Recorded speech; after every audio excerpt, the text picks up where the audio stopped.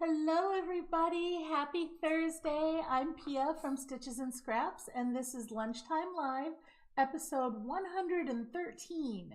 For those of you who are new here, Lunchtime Live is my video newsletter for Stitches and Scraps. So first I'll tell you all the stuff that's new at Stitches and Scraps and what's coming up next week, and then we'll jump into a quick demo. So for 2022, I've been doing a stitch of the week every week, alternating between knit and crochet stitches. This is a knit week, and we will be looking at the knit bee stitch, which is a really cute little stitch. It's actually in the brioche family, but it's not quite brioche. But anyway, we will get to that at the end of the show. So before we get there, let's talk about what's new at Stitches and Scraps. Now, as I'm talking about this stuff, if you want the links to any of it, look in the description on the video and you'll see a link to a blog post. In that blog post is a list of everything I plan to talk about with all the links to get to it. So you can go, you want this pattern, great, the link is there, go get it. So check that out. If you want to see any of the links to the stuff I'm showing you. So what's new on the blog? Well, for starters, I posted the materials list for bag number 6 in the bag along cal. So this, I'm going to squish the bottom. There we go. This is bag number 6 in the bag along cal. It is a embroidered coin purse with a metal purse frame. So one of the materials, obviously, is the metal purse frame. This is the frame I got, and I got it on Amazon, and I did put a link to that in the post. It's relatively square. Now, purse frames are, hang on, let me switch this here. Purse frames come in all different sizes. This one is, I want to say it was 3.5 inches. Let me see if I have a ruler. It was like 3.3 inches or something like that. And it was relatively square, so it was like 3.3 inches on all the sides. So what I'm going to tell you is for this pattern, the closer you can get to this, the better. But yarn stretches, right? So you can stretch this to fit up to a 3.5 inch frame. Also, some frames aren't exactly square. Some frames are a little shorter here, so they might be like this, but then a little bit wider.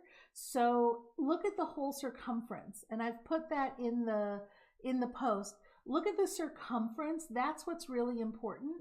You want to see all the way around, is my bag going to fit the same width as this bag here? So as long as you're within like an inch in your circumference, 1/2 inch is better, but if you're within an inch, you should be able to zhuzh it into place just fine. Good morning, Beth. Good to see you. So we're talking about the frame for bag number 6, and I know there's differences. Like I know if you get one at one of the big box stores, it might be a little bit wider but a little bit shorter. That's totally fine, because what's going to happen is with this frame being square, these columns line up directly in the corners, right? If the frame was a little bit wider but a little bit shorter, that's fine. The columns would just line up a little bit on the inside, right? Because the corners would be here. And that's going to be totally fine. What you really care about is the circumference being approximately the same. And don't worry too much about it, because like I said, as long as you're within about an inch, you should be able to stretch it to fit just fine. You don't want to be too far off from that, but so look at like, no more than 1/2 inch difference in width should get you the right size. And again, the link to the actual one I bought is there in the post as well, so you can get that exact same one if you really want to.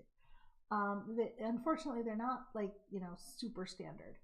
So that is the next bag, and obviously with the bag there are prizes. It's the last bag of the cal, so the giveaway is open now for those prizes. I didn't bring them to show you. I'll bring them next week, but the prizes are a wonderful project bag. I'm trying to remember off the top of my head. There's a project bag there. Oh, there's a tub of hand cream, which is super nice cream, like hand lotion. And then it's like super silky. I really like their cream. And then there is the cutest little stuffed alpaca.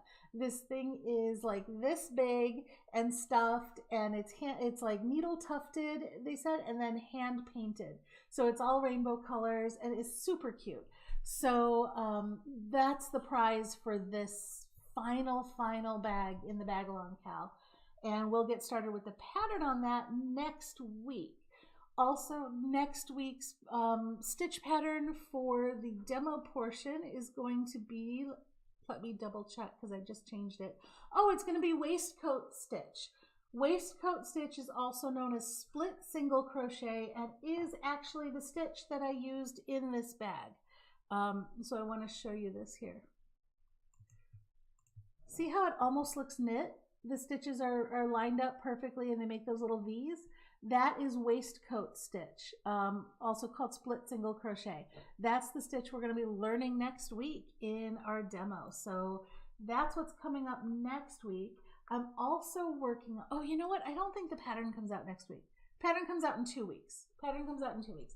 What comes out next week is my pattern for the holiday stash down Cal over at CAL Central Crochet on Facebook. And my pattern for that, I'm giving you a sneak peek. This is part of it. This is one of many pieces that are part of this pattern. And I'm going to let you try and guess what the pattern is based on this one piece. So I'll even give you a close-up. Here we go. Ready? So I want you to guess in the comments what you think this pattern is supposed to be.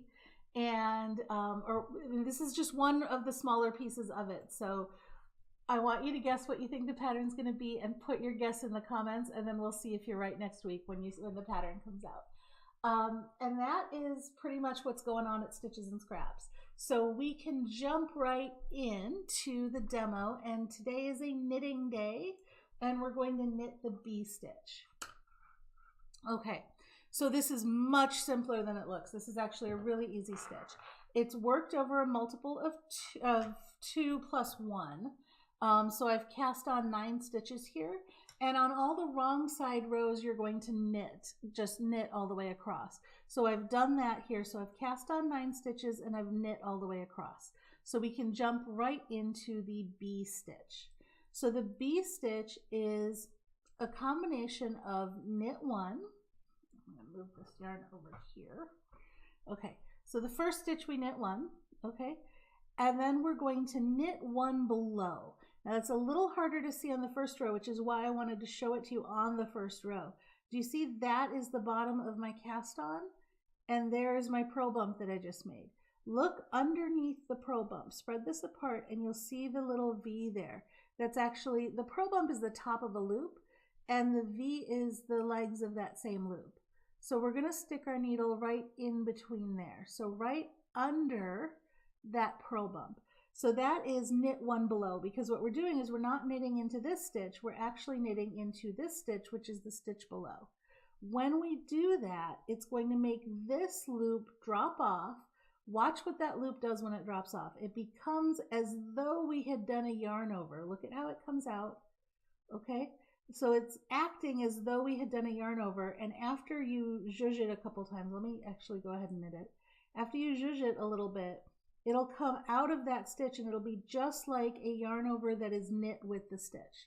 Do you see that? There's the yarn over and there's the stitch. Well, guess what, folks? That's more or less brioche. Brioche is knitting yarn overs and stitches together. So it's not exactly the same because we're not doing it on every row. We've got the wrong side rows different, and there's differences, but for all intents and purposes, this knit 1 below stitch is almost the same as an actual brioche knit stitch. So this is in the brioche family, even though it's not quite brioche.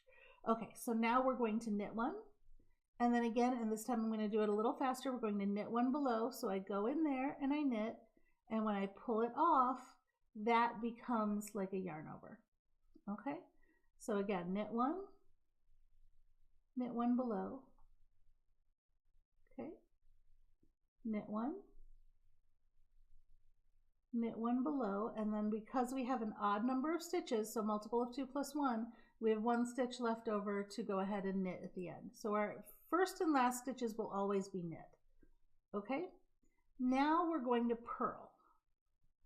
Not purl, sorry, now we're going to knit across the wrong side. We never purl in this stitch, my bad. Okay, so now we're going to knit on the wrong side, and we just knit all the way across.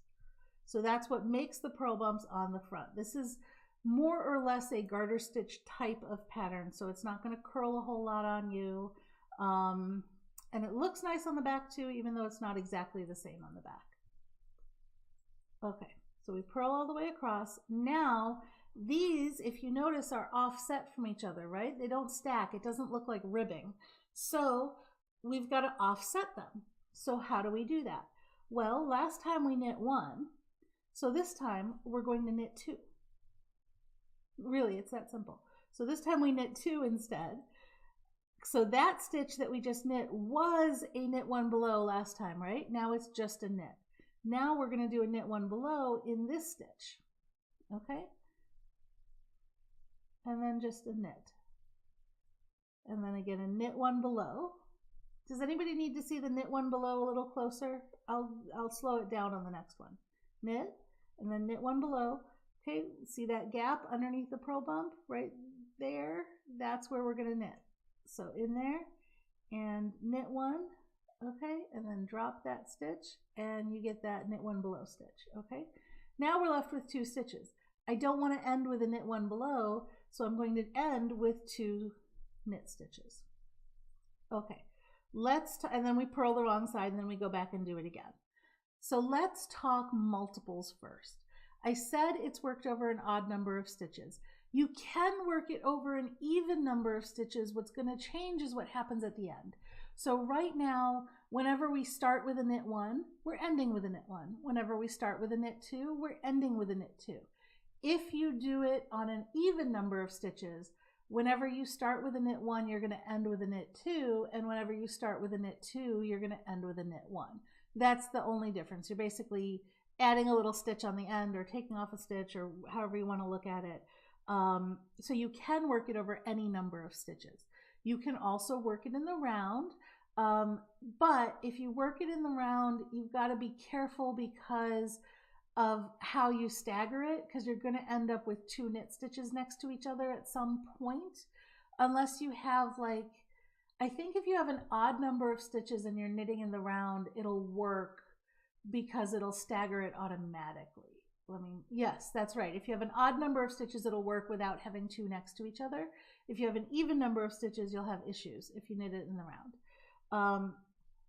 So that is that. Now, when you pick up your work and you have lost track of whether you're on a knit 1 or a knit 2 row, I want to show you, and I'm going to show you on the bigger one in a minute, but do you see these V's down here that are a little bumpier, that stick out a little further? Okay, you may think those are the knit 1 below stitches. Those are not the knit 1 below stitches.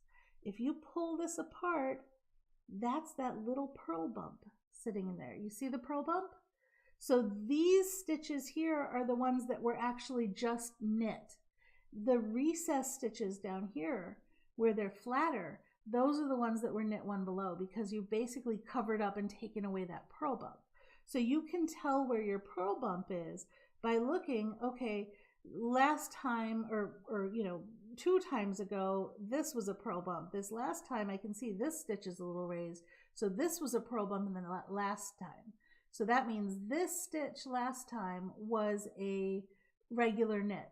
So if this was a regular knit, this one's going to be knit. We want to switch it, right?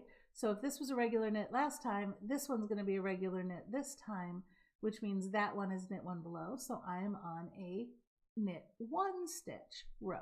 Okay, so you can read your work that way. Let's look at it on the bigger one, because on the bigger one I've done my last purl row. So I'm back to a knit row here.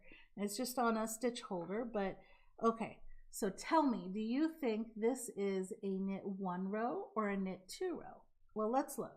It looks like this was 2 repeats ago and this was the last repeat, right? So in the last repeat, see that stitch is bumpier and that stitch is more recessed. So this one was just a knit stitch in the last repeat, which means it's going to be a knit one below in this repeat.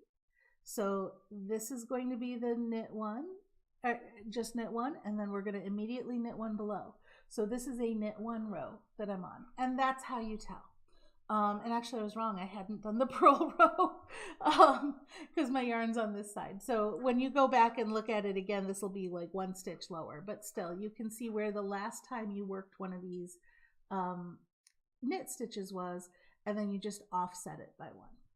And that is how you knit the B stitch. Now next time that we have a knit stitch in the rotation, we're going to be working with fisherman's rib, which is similar again to brioche, but it uses this same knit one below technique to make it a little bit easier. So it's almost the same stitch, but in a ribbing format. So we'll get to that in 2 weeks. Next week is the crochet split single crochet, which is the waistcoat stitch. I never use the term waistcoat stitch, so I have a hard time remembering it. I use the term split single crochet. Also I want to show you a mistake. So here on the swatch, notice how it looks a little different? See how I've got all of these all stacked? That's because I got my offsetting off. Basically, I didn't offset it for a little while. So that's what it looks like. And look how it's starting to sort of look like ribbing in this section, right? Guess what fisherman's rib is? It's very similar to basically this mistake that I made here. So that's what we'll be looking at next week. Or not next week, in 2 weeks. And that is all I have for you this week. So if there are no questions, I'll just say have a wonderful weekend, and I will see you again next week. Bye.